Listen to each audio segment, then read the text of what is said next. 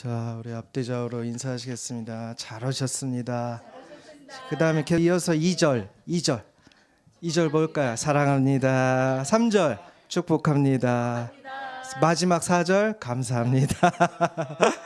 예, 4중 축복을 하시면 예, 이게 안 펴졌던 얼굴도 다 펴집니다. 예, 상대방을 웃게 스마일하게 만드는 4중 축복. 예, 계속 이렇게 해보시자고요. 지난 주일에 이어서 오늘도 새 주제 말씀 주시는 은혜를 우리가 함께 나누고 있습니다. 형통이란 말은요, 우리가 알아왔던 말은 하는 모든 일이 잘 된다 이거였지 않습니까? 근데 그게 아니라는 것을 우리가 사전을 찾아서도 보았고, 그리고 하나님께서 말씀하신 이 형통의 의미를 다시 새겨보면서도 봤습니다. 지난주 말씀을 통해서 봤는데, 하는 모든 일이 뜻대로 된다입니다. 형통의 의미는 그냥 된다가 아니죠. 뜻대로 되는 거예요. 뜻대로. 그 어떤 뜻으로 되는가, 이것이 우리에게 가장 중요한 화두가 됩니다. 그래서 우리는 하나님의 뜻을 알아가는 것이 가장 중요합니다. 하나님의 뜻이 중요한 거예요. 얼마나 중요하냐면 세상 모든 중요한 것보다 더 중요하게 여기는 우리 모든 삶의 최우선순위여야 합니다. 우리가 살아가면서 문제가 발생했을 때만 중요하게 여기는 것이 아니라 일상의 모든 부분, 크거나 작거나 상관없이 모든 부분에서 중요하게 여기는 것을 뜻합니다. 이것이 정말 중요하게 여기는 것이고, 이것이 바로 하나님 말씀하신 형통입니다. 자신의 뜻대로 이룬다라는 이 세상 만사 형통, 그런 의미하고는 완전히 다른 뜻이라는 것을 바로 하나님 주시는 형통이라는 의미였구나라는 것을 깨닫게 해주셨습니다. 분명 세상 모든 일이 하는 일마다 잘 되는 사람 없습니다. 이번에 테슬라 창업자 일론 머스크가 세계 역대 인류 역사상 세계 부자 순위 1위를 했다고 뭐 기사에 나오더라고요. 우연히 봤는데 1100조 정도가 된답니다. 1100조? 우리나라 1년 전체 예산이 아마 600조, 700조 이 정도 되는 것 같은데 그보다 더 커요. 네. 자, 그런데도 아주 뭐 이런저런 것들이 개인의 고난이나 이런 아픔들이 많이 있습니다. 그럼에도 불구하고 자, 하는 일마다 잘 되는 진짜 형통하는 사람은 이 세상에 단 한 명도 없습니다. 80억 명 중에. 그러나 하나님 뜻 안에는 다 있습니다. 전능하신 분께서 약속하셨기 때문입니다. 우리가 교회 안에서도 형통이란 말을 정말 많이 들어왔습니다. 그러나 이처럼 하나님 주시는 형통의 의미를 세상 만사 형통이란 말처럼, 그런 말처럼 우리도 모르게 기복으로 해석해버리는 이 오류를 계속해서 되풀이해 왔습니다. 다시 한번 이 기복을 사전에서 풀이하는 뜻을 보면 이렇다는 거죠. 즉 본인에게 득이 되는 복을 바라는 신앙 행태.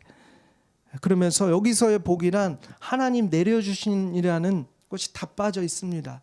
우리 사람들 사이의 복만을 의미합니다. 근데 이 사전에서조차도 인간적 욕심, 일체 인간적 욕심을 포함한다고 써 있습니다. 하나님께서 내려주시는 형통의 복이 인간의 욕심에 따라서 주실까요? 안 주시겠습니까? 당연히 주시지 않습니다. 오히려 말려주시고 절제시켜주시고 하시면서 하나님 이끌어주시는 선하신 그 길로 바꿔주시죠. 그래서 하나님 말씀하시는 형통은 하나님의 뜻대로 할 때 그 일은 모두 열매를 맺는다는 것을 의미합니다. 왜 모두 열매가 맺어지니까? 전능하신 하나님 하시는 일이시니까요. 다른 이유가 무엇이겠습니까? 능력이 하나님이시니까요. 내 뜻, 사람의 뜻을 앞세운 게 아니라 선하고 전능하신 하나님의 뜻을 따른 일이기 때문에 그 일은 어김없이 열매가 맺어집니다. 하나님께서 친히 하시기 때문입니다. 물론 하나님께서는 이 기복의 풀이 이런 것처럼 우리가 이 땅 가운데서도 건강하고 행복하길 바라십니다. 우리의 행복을 바라신다라는 말씀을 성경 곳곳에 얼마나 많이 말씀하시는지 모릅니다.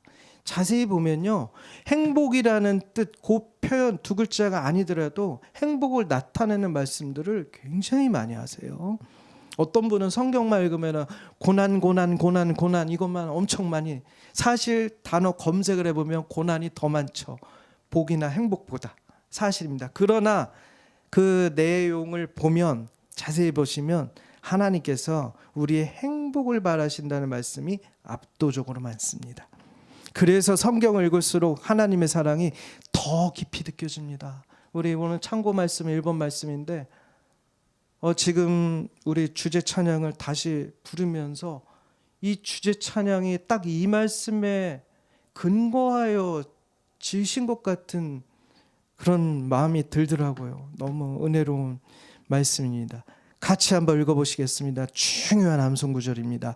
이스라엘아, 내 하나님 여호와께서 내게 요구하시는 것이 무엇이냐? 곧 내 하나님 여호와를 경외하여 그의 모든 도를 행하고 그를 사랑하며 마음을 다하고 뜻을 다하여 내 하나님 여호와를 섬기고 내가 오늘 네 행복을 위하여 내게 명하는 여호와의 명령과 규례를 지킬 것이 아니냐. 아멘. 얼마나 저는 이 말씀이 그냥 개인적으로도 좋은지 몰라요. 너무 친근하게 다가와요. 그리고 13절처럼 지킬 것이 아니라 반문해 주시는 게 너무 좋아요. 이런 표현들이 많이 없거든요. 근데 이렇게 말씀하시는 게 이 정말 가까운 자녀 혹은 가까운 사이에서 할 수 있는 거라는 생각을 해요. 우리에게 명령과 규례, 즉 말씀을 주신 이유가 뭡니까? 지키라고 주셨어요. 지키라고. 말씀이 내려왔다는 것을 제일 우선순위로 지키라입니다. 지키라고 주셨어요. 근데 우리는 이제 지키는 이유를 알아야겠죠. 그냥 지킬 사람이 누가 있겠습니까? 믿음이 들어가야 되잖아요. 지키려면. 왜 지켜야 합니까? 왜 요구하십니까? 우리의 행복을 위해서라고 말씀하십니다. 행복을 위해서. 근데 여기 행복이라는 의미는 오늘 설교 주제가 인생 목표, 형통과 행복인데, 이 행복이라는 의미는 꼭 살펴야 할 중요한 점이 있습니다. 앞서 형통의 뜻을 우리가 살펴봤는데, 세상 만사 형통의 의미로 해석을 해서 받아보려면 하나님 주시는 형통은 어떻게 됩니까? 언제 주실지 모를 머나먼 형통이 되는 것이죠. 세상의 의미로 받아버리면 하나님 주신 형통은 너무 어색해요. 어렵고 힘듭니다. 우리가 가장 인내하기 어려운 신앙이 무엇이라고 생각을 해보실까요? 가장 인내하기 어려운 신앙? 저는 하나님의 때를 기다릴 줄 아는 것이 사실은 가장 필요하면서도 가장 어려운 신앙이라고 생각합니다. 믿음은 여기서 결정이 나지 않나 하는 생각을 합니다. 하나님의 때를 기다릴 줄 아는 것. 세상 만사 형통은 우리 사람이 보기에 서둘러 결과가 나타나야 됩니다. 이게 어느 정도 이제 미뤄지면 끝내버립니다. 실패라고 단정 지어버립니다. 세상이 그렇지 않습니까? 급변하는 세상. 필요한 것들이 바로바로 필요해서 세상 만사 형통이 필요한 것인데, 하나님 주신다는 이 형통은 언제 이루어질지를 사실 우리는 아무도 모릅니다. 찰나에 바로 이루어질 수도 있지만 전혀 그렇지 않을 수도 있습니다. 즉 형통을 어떻게 해석하고 받아들이느냐의 관점에 따라 우리의 신앙관도 믿음도 바뀌어버립니다. 그래서 성경 말씀이 오면 우리가 성경은 성경으로 해석할 줄 아는 분별과 지혜가 정말 필요합니다. 그리고 이 분별과 지혜는 다름 아닌 겸손에서 시작합니다. 겸손이 없다면 분별과 지혜, 그로 인해서 성경을 바르게 건강하게 해석할 수 있는 일은 없습니다. 없습니다. 그런 측면에서 우리가 그토록 중요하게 여기는 이 행복을 좀 생각을 해보시자고요. 인생사 형통과 행복, 생각만 해도 엄청난 목표. 이거 우리를 살게 해주는 동기입니다. 이유입니다. 그리고 이 둘의 의미가 비슷하잖아요. 뭐 다를 일이 없습니다. 사람이라면 꼭 잡고 살아야 할 목표입니다. 근데 공통점이 하나 있죠. 오늘 본문 이제 시편 1편 2, 3절과 지금 신명기 10장 13절을 잘 살펴보시면 형통이란 말, 형통하기 위해서는 어떻게 하라라고 이제 본문 2, 3절에 나오고, 지금 행복을 위해서도 어떻게 하라고 하십니까? 어떻게 하라고 합니까? 말씀에 순종하여 지켜라라는 전제를 우리에게 주셨습니다. 이건 하나님의 요구사항입니다. 너희가 형통하기 위해서는, 행복하기 위해서는 말씀에 순종하여 지켜야 한다. 행복이라는 의미도 형통처럼 우리가 어떻게 해석하느냐에 따라 우리의 신앙관이 다 바뀝니다. 그 얘기는 우리의 인생관도 다 바뀐다는 얘기입니다. 이것은 그래서 우리 인생에 너무도 중요한 일입니다. 우리가 태어나서 죽기까지 이보다 더 중요한 인생 주제가 어디 있겠습니까? 예수님을 그리스도로 영접해서 구원받고자 하는 일도 모두 나와 우리의 이 영원한 행복을 위해서입니다. 그러나 이 행복은 일시적인 이 땅에서만의 행복이 아니라 영원한 생명이 있는 이 하나님의 나라 행복이기 때문에 우리는 목숨을 걸고서라도 이 영원한 행복을 받아야 합니다. 누려야 됩니다. 자, 행복을 성경에서는요, 토부라는 단어를 씁니다. 히브리어, 구약입니다. 구약이 히브리어. 토부. 영어로 하면 굿이라는 뜻입니다. 영어로. 굿 너무 잘 알잖아요. 좋다 이겁니다.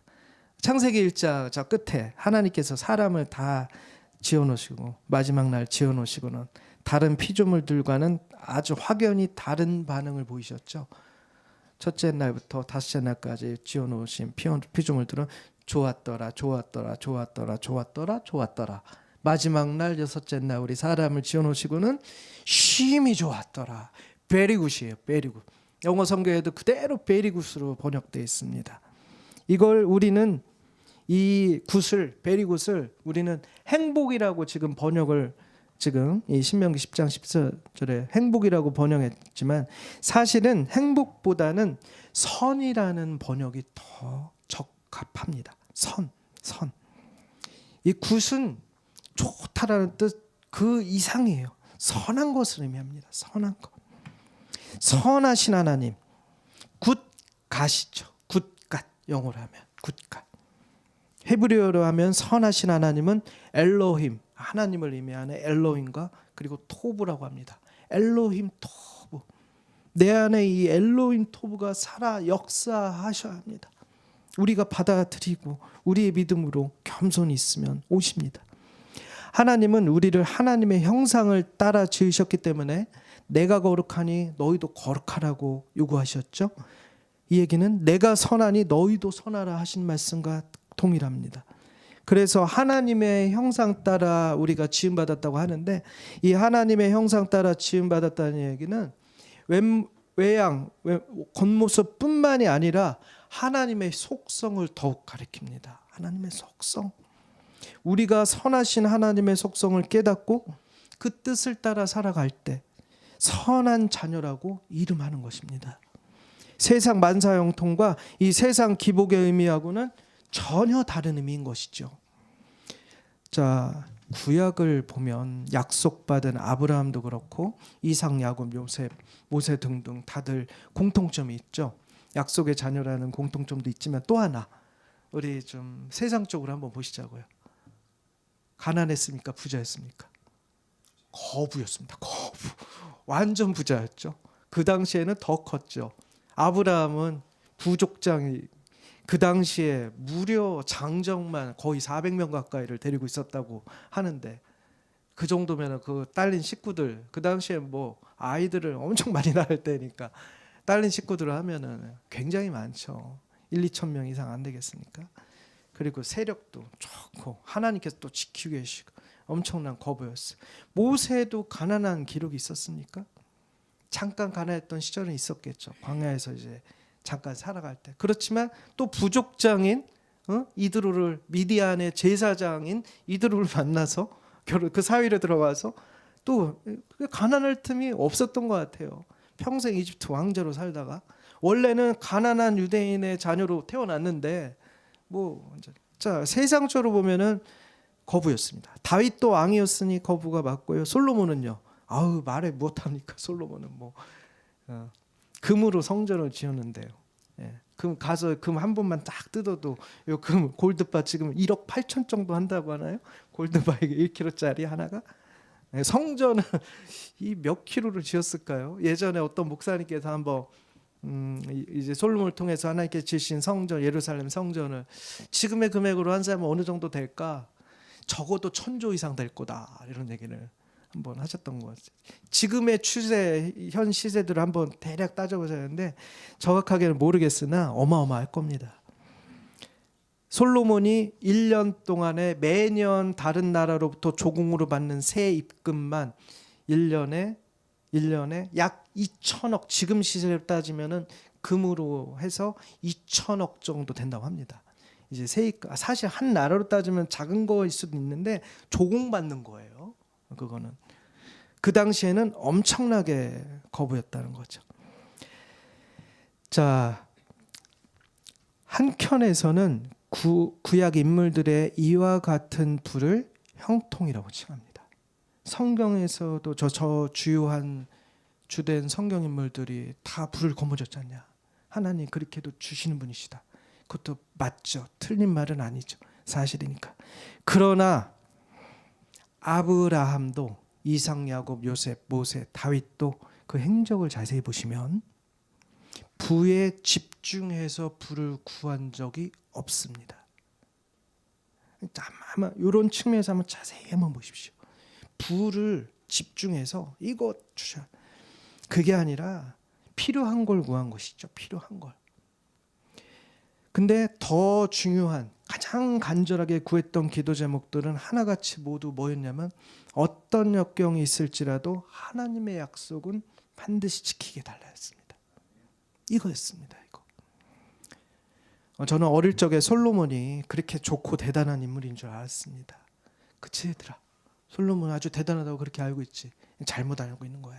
사실 결론부터 얘기하면 지혜와 부를 모두 갖춘 왕, 하나님께서 세우신 왕. 열왕기상 3장, 2장 요 초반에 보시면 이제 지혜를 구하는 솔로몬의 그 기도가 나오고 그걸 주셨지 않습니까? 근데 부를 구한 것도 아닌데 이제 부까지도 주시면서 너와 같은 이가 앞으로도 없을 것이고 이후로도 없을 것이다. 이게 주셨단 말이에요. 자, 근데 이후에 솔로몬의 행적이나 뭐 성경을 자세히 또 읽으면서는 어떤 마음이 드냐면 솔로몬처럼 됐다가는 지옥길이구나를 깨달았습니다. 세상에서조차 솔로몬을 지혜와 부를 동시에 갖춘 위대한 왕으로 칭송하지만 성경에서 평가하는 솔로몬은 그 시작과 마침이 너무도 달랐던, 너무도 안타까운 왕이었습니다. 우리에게 남겨진 이 유산, 잠언도 전도서도 솔로몬이 거의 주도적으로 기록을 하였지만 솔로몬은 그 기록을 한 이 장본인이 됐는데도 불구하고 자신이 쓴 하나님의 영광을 받아서 하나님의 지시를 받아서 쓴 말씀대로 살지 않고 말년에 참으로 안타까운 불순종을 계속 저질렀습니다. 솔로몬이 지혜를 구한 때를 자세히 보시면 열왕기상 1장, 2장, 3장인데 그 아버지 다윗의 행함과 같이 행하였더라고 말씀합니다. 그 아버지 다윗의 공의, 다윗이 그 말씀을 지켜 행했던 거, 아무리 어려워도 무슨 일이 있어도 행하려고 했던 거. 물론 다윗도 단 한 번이긴 하지만 죄를 지어서 참 엄청난 일을 겪었으나 그래도 다윗은 회개하였고 다시금 말씀을 지키는 일에 힘을 다했지 않습니까? 이 솔로몬이 지혜를 구한 때가 바로 신앙이 아버지 다윗 왕처럼 순수할 때였단 말이에요. 그때 하나님의 뜻을 따라 공정하게 판결하는 왕이 되게 해달라고 했기 때문에 하나님 보시기에 그 당시 얼마나 기특했겠습니까? 그래서 구하지 않은 부도 또 왕으로서 해야 할 여러 많은 역할들이 있으니까 하나님께서 하나님의 나라와 의를 구하였더니 이 모든 것을 더해 주신다는 말씀과 같이 솔로몬에게도 저는 그렇게 주셨다고 저는 믿고 있습니다. 이 필요한 것들을 주시는 거예요. 필요한 거 우리가 구하지 않아도 하나님께서 다 아시고 하나님의 일을 해나가려면 다 주신다고 그렇게 솔로몬을 통해서 확인을 하였습니다. 그러나 끝내는 솔로몬이 그 길을 되돌려서 자신의 길로 갔습니다. 그래서 솔로몬은 이 부와 지혜를 모두 받은 이유로는 그 이유는 안타깝게 하나님의 말씀을 지키지 않은 거예요. 변질된 것입니다. 형통과 행복의 이 의미를 솔로몬은 이제 자기 뜻을 쫓아 따라가는 그런 목표로 삼은 거예요. 그래서 결국 자기가 쫓아간 자기의 그 뜻대로 되었습니다. 하나님 나라의 법칙이 심은 대로 거둔다잖아요. 자기의 뜻을 심으면 자기의 뜻대로의 열매가 맺어지고 하나님의 뜻을 심으면 하나님 뜻대로의 열매가 맺어집니다. 이것이 바로 하나님 나라의 법칙입니다. 세상 나라의 법칙은 자기가 열심히 노력하고 한 대로의 근데 그대로도 안 되죠. 실패하기 일쓰고 사기당하기 일쓰고 뭐하기 일쓰고. 그렇지만 하나님 나라는 정확하게 나왔죠. 그래서 공평하신 하나님이십니다. 그래서 하나님의 뜻을 쫓아서 심은 자녀들은 하나님 나라의 영원한 백성이 됩니다. 그러나 하나님의 뜻을 자세히 살피면서 살아가는 이런 일상보다 자신이 세상에서 세워온 이 세상 질서와 흐름을 먼저 앞세우는 일상이라면 결국에는 그 앞세운 것대로의 열매를 맺게 될 겁니다. 공평하신 하나님께서 약속하신 변함없는 약속이기 때문에 그렇습니다. 이것이 진리이기 때문입니다. 토브, 이 선함이라는 의미는 오직 성경 안에서만 나타납니다. 이것을 우리가 저 형통이나 행복에 변질된 의미, 비성경적인 의미처럼 세상에서 찾아서 성경 말씀으로 비췄다가는 우리는 세상에서 먼저 배웠기 때문에 뭐 익숙하잖아요. 우리가 세상 속에서 먼저 배우고 먼저 습득하고 자연스럽게 먼저 하게 되죠. 그렇지만 선함의 의미는 분명히 성경 안에서만 하나님께서 나타내셨습니다. 우리가 매일의 일상에서 성경을 읽어야 하는 첫 번째 이유가 바로 이렇습니다. 관점이 바뀌어버리는 거예요. 성경을 벗어난 그 어느 곳에서도 하나님께서 선하다, 이것은 선하다 말씀하신 곳이 없습니다. 하나님께서 지으신 그 모든 피조물들조차도 피조물 자체가 선하다고 하신 적은 없습니다. 그저 하나님의 선함을 피조물, 우리 사람 외에도 다른 피조물들 사이에 나타내셨다 해서 그걸 통해서 하나님의 선함을 보는 것뿐인 것이지 우리는 그걸 보지 않고 자연 만물을 훼손하잖아요. 그래서 이러한 기후위기와 여러 많은 재앙을 스스로 안고 있지 않습니까? 그 피해는 고스란히 우리 후손들에게 갈 것이고요. 그래서 우리는 생태신학의 마음도 지녀야 하고요. 친환경적으로, 즉 친성경적으로 살아야 할 의미가 있습니다. 그래서 아주 작은 것 하나도 너무 사실은 좀 귀찮고 때로는 지저분하고 그래도 분리수거부터 시작을 하는 겁니다. 이 지구를 하나님께서 우리에게 맡겨주신 이 아담의 의미, 하와의 의미, 이것이 바로 우리를 관리자로 삼으셨지 않습니까? 이 창세기 1장, 2장, 3장의 이 명령부터 우리가 시작을 하는 겁니다. 그래서 친환경적으로 사는 일은 굉장히 중요합니다. 그래서 선하다 말씀하신 것이 오직 성경 안에서만 나타납니다. 그런데 우리는 교회 안에 있으면서도 교회의 본질도 성경 밖에서 찾는 경우가 사실 많이 있습니다. 교회 생활도 그러할 때가 많고요. 신앙을 한다는 이 신앙의 행위도 그러할 때가 사실 많이 있습니다. 성경에 이와 같은 신앙의 본질과 의미들, 교회의 의미들을 다 나타내 보이셨습니다. 나타내지 않은 것이 없으시다고까지 하십니다. 우리는 그러신데 우리는 성경에서 찾지 않고 그동안에 해왔던 전통과 관습, 그리고 우리가 오랜 시간 해왔던 여러 많은 우리의 경험에 의지해서 해석하는 경우가 사실은 많이 있습니다. 이렇게 된 이유가 무엇일까요? 그것은 마귀의 영적 방해에 있습니다. 단적으로 마귀의 영적 방해에 있습니다. 마귀는 우리 눈에 보이지 않기 때문에 일하기가 굉장히 편리합니다. 아주 쉬운 먹잇감이거든요. 우리 마음을 흐트러 놓으면 되는 거예요. 무엇으로부터 흐트러 놓습니까? 진리로부터 흐트러놓으면 그냥 끝나는 거예요. 아주 간단한 일인 거예요. 사람은 눈에 보이는 것이 없다거나 적으면 불안해하기 시작합니다. 그렇죠. 마귀는 우리에게 끊임없이 세상 속 안에서 비교의식을 자꾸 심어다 줍니다. 이만큼 효과적인 공격 도구가 없습니다. 끊임없이 비교시키고 경쟁시키죠. 경쟁을 시켜야만 내가 부족하다는 것을 알고 더 갖게 이게 다 욕심 채우게 하는 가장 좋은 방법이거든요. 경쟁시키는 거, 비교시키는 거. 끊임없이 경쟁 속에 노출시켜서 결국 불안하게 만드는 게 목표입니다.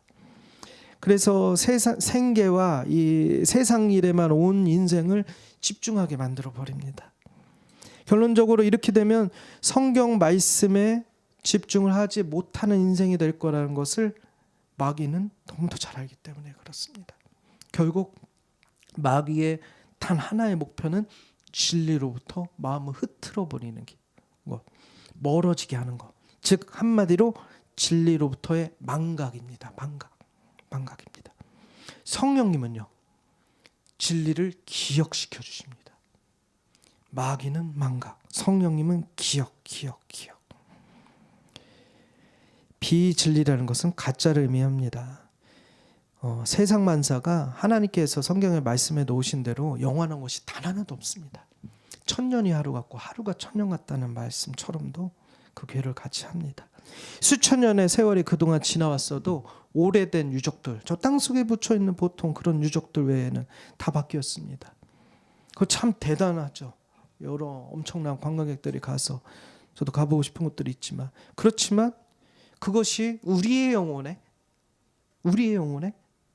어떤 영적 유익이 있습니까? 가만히 생각해 보면 저 영상만 봐도 저 꼭 한번 가보고 싶은 곳이 사실 저 나이아가라 폭포 같은 아주 뭐 초자연적인 것 같은 느낌, 그런 좀 한번 가보고 싶은데 사실은 그런 생각을 합니다.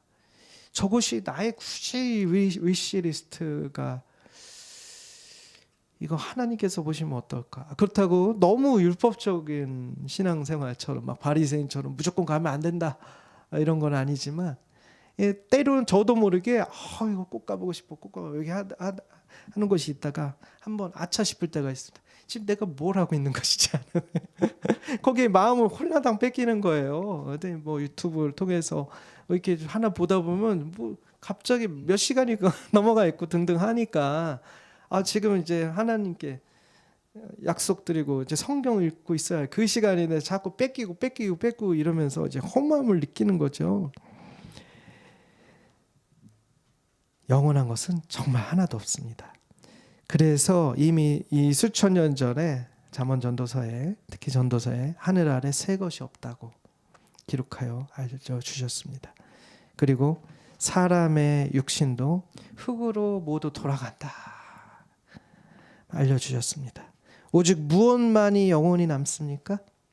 다 돌아가고 다 소멸되지만 영원을 사모하는 마음을 불어넣어서 지으신 우리 사람의 영만 남습니다. 영만 남습니다. 이것만 영원히 남습니다. 그러나 이 영은요, 자신이 쫓아간 대로의 목적지로 간다 말씀하시죠.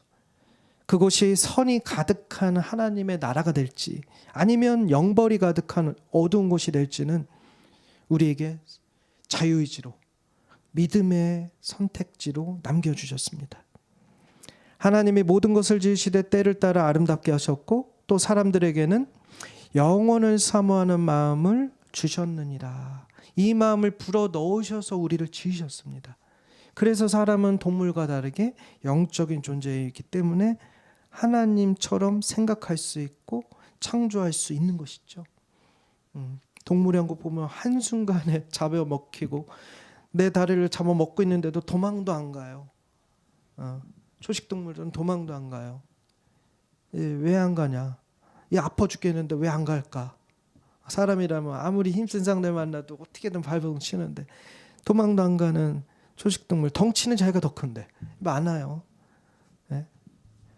생각을 할 수가 없으니까 동물이니까 본능대로 사는 거예요. 하나님께서는 다른 피조물들은 그 본능대로만 살도록 지어놓으셨죠. 그러나 사람만 영원을 사모하는 마음. 이 영혼이 무엇입니까? 영원한 세계를 사모하는 마음을 주셨습니다. 그러나 하나님이 하시는 일에 시종을 사람으로는 측량할 수 없게 하셨도다. 사람들이 사는 동안에 기뻐하며 무엇을 행하는 것보다 더 나은 것이 없는 줄을 솔로몬은 알았습니까? 선을 행하는 것보다. 이것이 바로 토부입니다.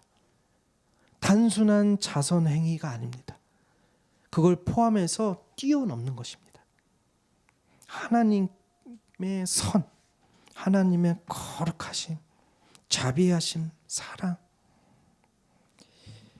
사람마다 먹고 마시는 것과 수고함으로 낙을 누리는 그것이, 즉 우리에게 육신을 주셔서 이 인생을 또 살게 하시는 이런 것도 하나님의 선물인 줄도 또한 알았도다.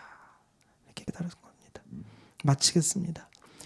참된 인생 목표, 행복과 형통의 의미를 금년 새해부터 우리가 하나님 말씀하시는 행복, 그리고 하나님 말씀하시는 형통으로 분명하게 세워가시는 우리 사랑하는 성도님들 되시길 주님의 이름으로 축원합니다. 세상 만사 형통과 기복에 근거한 행복이 아닌 하나님 주시는 형통과 행복이어야 합니다. 이 일은 오직 날마다 주님의 말씀과 함께 하는 일상이어야만 된다고 말씀하십니다. 마귀는 끝까지 우리가 성경을 등한시하도록 온 힘을 당해 방해할 겁니다. 지시면 안 됩니다. 세상 열심보다 하나님의 열심을 더 앞서서 먼저 품으십시오. 하나님 반드시 이루어 주십니다. 오직 여호와의 율법을 즐거워하여 그의 율법을 주야로 묵상하는도다. 2026년 금년 우리에게 주신 이 표 주제 말씀 항상 깊이 새기시면서 날마다 힘있게 살아가시는 우리 사는 성도님들 되시기를 주님의 이름으로 축원합니다. 기도하겠습니다. 할렐루야. 사랑의 주님 감사합니다. 우리에게 말씀으로 명령하여 주셔서 감사합니다. 우리의 행복을 위하여서 행복의 의미를 되찾게 하시고 형통의 의미를 되찾게 해주셔서 감사합니다. 아버지, 분별하고 지혜롭고 겸손히 행하는 우리 모두가 되도록 역사하여 주시옵소서. 감사하며 예수 그리스도 이름 받들어 간절히 기도하옵나이다. 아멘.